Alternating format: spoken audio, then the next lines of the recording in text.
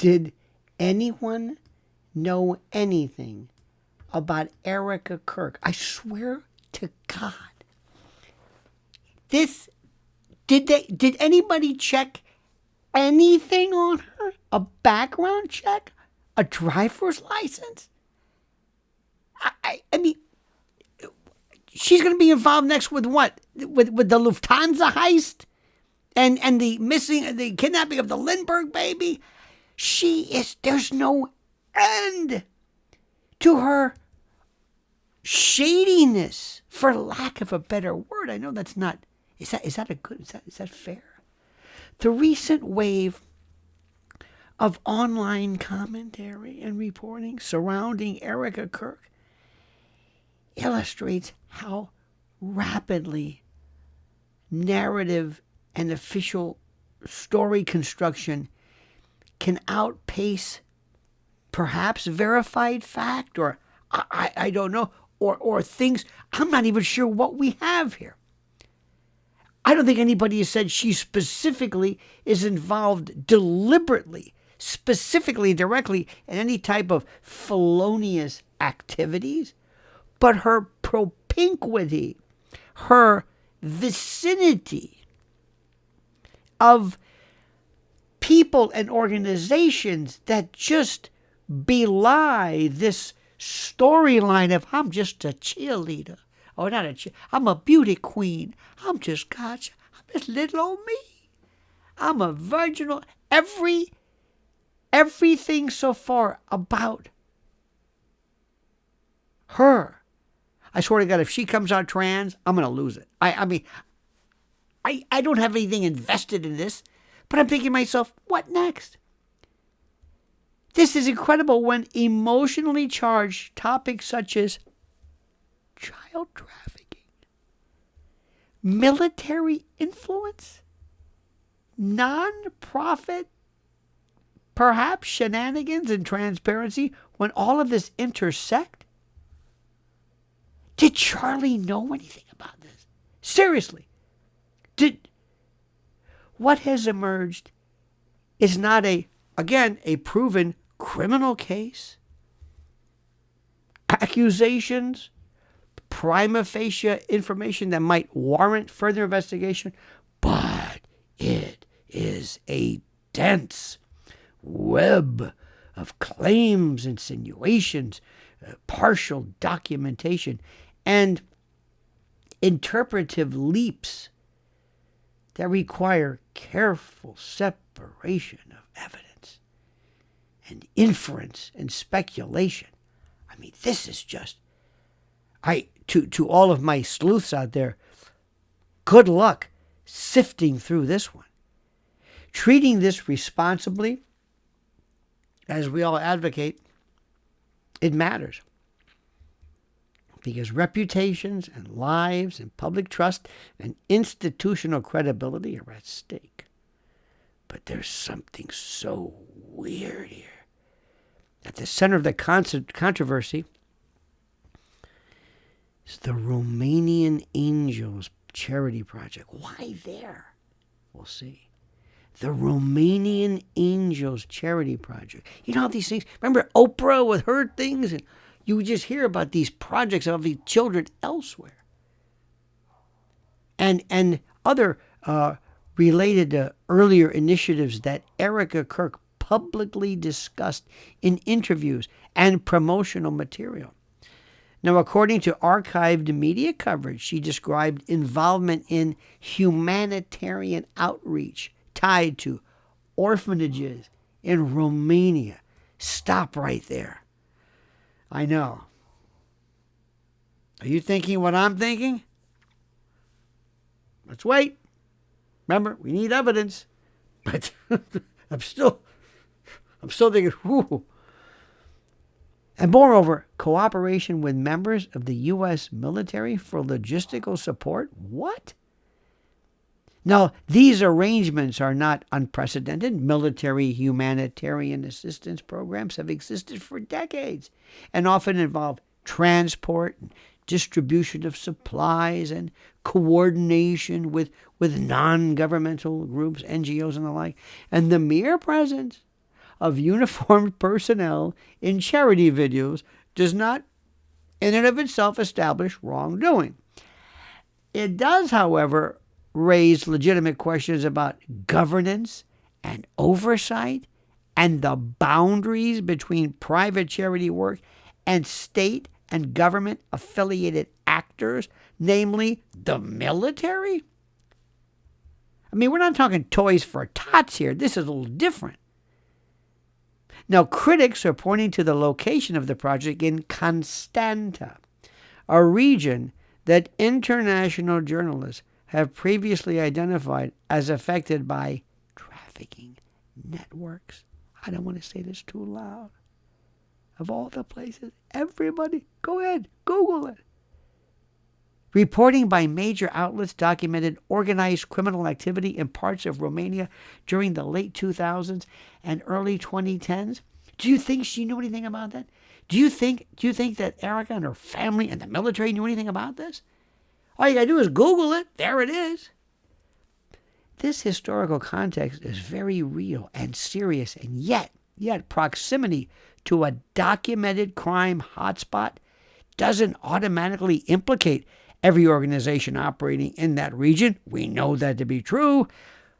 Academic and legal standards require a demonstrable operational link between an organization and criminal activity, not mere geographic overlap, right? But, come on. I mean, just the fact that we even have to say that of all the places in the world and all the organizations. The most explosive claim involves a military officer who appeared in or was thanked in promotional materials and who was later named in a criminal complaint reported by Romanian media. Now, it's important to distinguish between allegations, complaints, and adjudicated findings. A criminal complaint is not a conviction. We know this. It signals that accusations were made of sufficient probable cause and investigated to some degree, but does not establish guilt unless confirmed through judicial proceedings. Right. Now, public discussion that collapses this distinction risks converting accusation into assumed fact. Of course, responsible analysis demands asking what courts concluded, what evidence was formally introduced, and whether any legal judgments were issued. Yes. Oh, yes. Let's pursue this, shall we? Another I don't think a regular, heritage media are going to be doing this. Sock puppet proxies are going to do it, but I'm sure somebody else will. Now, another recurring theme is the abrupt disappearance of online records connected to the charity. Many small nonprofits dissolve quietly due to funding shortages or organizational turnover or administrative burnout. Lack of public documentation is not uncommon in volunteer-driven projects. That said, transparency is a legitimate concern. When organizations operate internationally and solicit public attention, basic records such as tax filings and formal closure notices and archived reporting should exist. The absence of easily accessible documentation invites scrutiny and fuels speculation. This is where accountability mechanisms matter. Charity registries, donor oversight, bodies as such, and independent audits exist precisely to avoid ambiguity. See where I'm going with this? Family background has also been used as circumstantial framing. Claims about relatives working in defense-related industries or government agencies are often introduced to imply and insinuate inherited access to power networks. I mean, what difference does it make, right? They just happen to be connected. In social science research, this is known as guilt by association logic, right? And we don't want to do that. Nothing to see here, but look into this. Now, while elite networks do influence opportunity structures, which is true, family employment histories do not constitute evidence of criminal behavior. Whether direct operational links, such information functions more as rhetorical framing than as proof. You see, the pageant and media career elements often cited in these discussions reflect another pattern in public scandal narratives. You see, visibility and celebrity amplify suspicion. You know how this is. When individuals move through high-profile environments such as televised competitions and pageants, political organizations and large donor networks, their biographies become, what would you say, symbolic battlegrounds.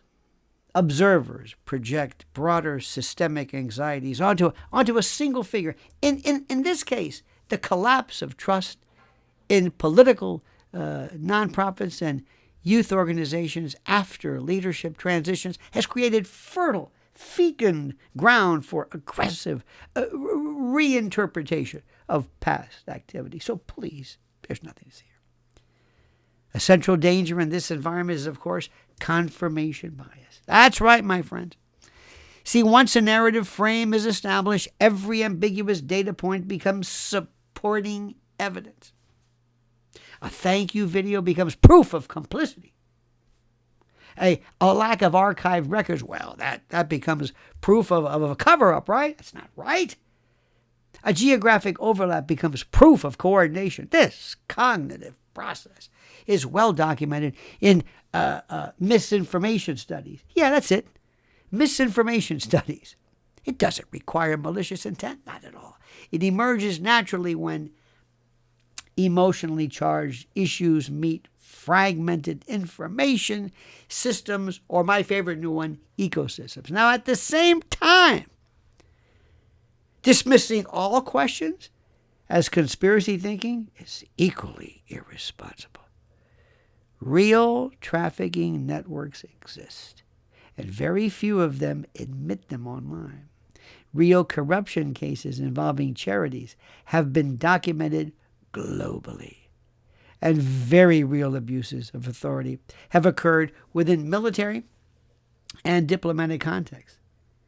You see, public skepticism is not inherently irrational. What matters is a methodological discipline.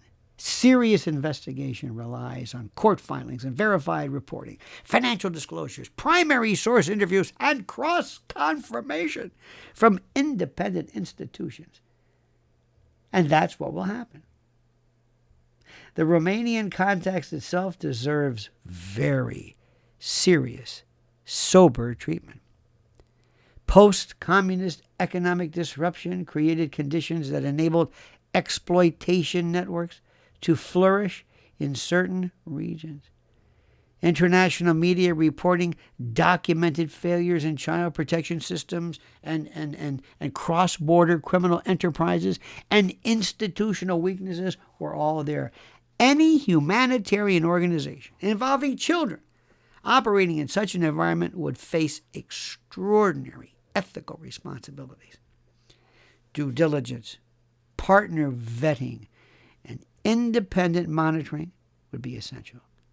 And the absence of publicly available oversight documentation creates, my friend, unanswered questions that should be addressed through formal inquiry rather than online speculation. Another layer involves the political environment. Oh, yeah. The political environment surrounding youth activism organizations in the United States. You know, following what would you say, legal changes, or leadership changes, I should say, and international disputes, internal rather, factions and groups with conservative media systems have engaged in, reputational warfare. Accusations become strategic weapons. All this yelling and screaming and finger pointing. Be careful of that. The framing of individuals as symbols of ideological betrayal intensifies the rhetoric. That goes for Erika, and that goes for TPUSA, and that goes for Candace. Look what they're doing to her. In this climate, allegations are amplified, not only for truth-seeking purposes, but also for political positioning and audience mobilization. My dear friend, the question of timing is frequently raised. Critics argue that charity operations ended around the period when trafficking scandals gained international attention. Interesting. Correlation doesn't equal causation. Absolutely not. Projects may end for many reasons, including loss of funding or shifting priorities or legal compliance challenges. Establishing causality, as you know, requires documentation of internal decisions, financial records, knowledge, scienter. Without those, this is just a waste of time. This is just a waste of time. You see, my friends, this is a fascinating piece right here. And what we must understand is simply this. Everybody involved requires and deserves 100% care before any accusations are leveled against them. I know it looks bad. I know it looks weird. But isn't it funny how many things look weird and bad? But that's not any indication of it. I mean, if one thing was strange, how many? Can you think of a day that goes by without some investigator, some influencer not picking up on something, another name, another article, another individual, another pastor linked to all types of horrible charges and accusations? I mean, it just happens. It just happens. It doesn't mean anything just because it's one after another. And what does TPUSA do? What does Erika do during one of her various her shows with her presentations? You think she says, we're going to get to the bottom of this, and I'm going to have a separate committee that's going to work online and together with law enforcement. We've hired you know how they hire law firms. We've hired a law firm, Skadden Arps or whoever these people are, or Latham, and to do an independent investigation to get to the bottom of this. Wouldn't that make sense? I mean, if you really want to do it, come on. We want to work with you. There's no room. We don't care whose ox is gored. If this involves children and predation, by God, we're going to get to the bottom of it. That's precisely what's happening right now. That is precisely what should be done. That's what I would do, Erika. That's what I would do, TPUSA. Absolutely. But what have they done? Have you heard anything other than, it's ridiculous, or to have somebody go after Candace, or maybe pay one of their paid shills to accuse her of being out of her mind? This isn't about Candace. This isn't about Candace. This is not about Candace. This is not about Candace. This is something a little bit different. And it's unbelievable. So let's remember, no accusations of any type of criminal activities have been made, but for any sleuth or investigative reporter or some Woodward and Bernstein actual wannabe, this would be the perfect time. And it would be terrific for Erika and TPUSA to hire, at their expense, a verified, bona fide, well-versed, well-credentialed, highly great reputation, major law firm to go through this case one after another and go through these issues one at a time. Because they're there. Because unless and until this is addressed, they're just going to compound. But something tells me it won't be done. Something tells me they're going to continue this tone-deaf refusal. So thank you, my friends. Thank you. We only want to do what's right. We only want the truth. We want to make sure that people's rights are maintained, and we also want to maintain, they understand that just because somebody is alleged or somebody in the wrong place at the wrong time does not mean that they are guilty per se. Now, my friends, my dear friends, my friends, I want to thank you for this. Your comments have been wonderful. Thank you for following. Thank you for subscribing. Thank you for the likes. Oh, and speaking of child trafficking and the like, thank you for supporting the work of my wife at Lynn's Warriors on YouTube. I'm telling you, just look. That's all it's related to. Everything you can imagine regarding protecting children and to stop the predation of children through online means and others. Thank you for that. Follow her at Lynn's Warriors. And also like the video. Subscribe to Lionel Nation. Thank you. And also I've got some great questions for you in the comment section, which I advise and request and would love, be honored for you to answer. Your comments are incredible. And I thank you for this. I think we know what's happening here, my friends. And the only thing that can get in the way is if the pursuit for the truth stops, if it's interrupted. And something tells me it won't be. Let's do it within the confines of the law, follow the rules and edicts and the precepts of due process, and have at it. Now comment as you see fit.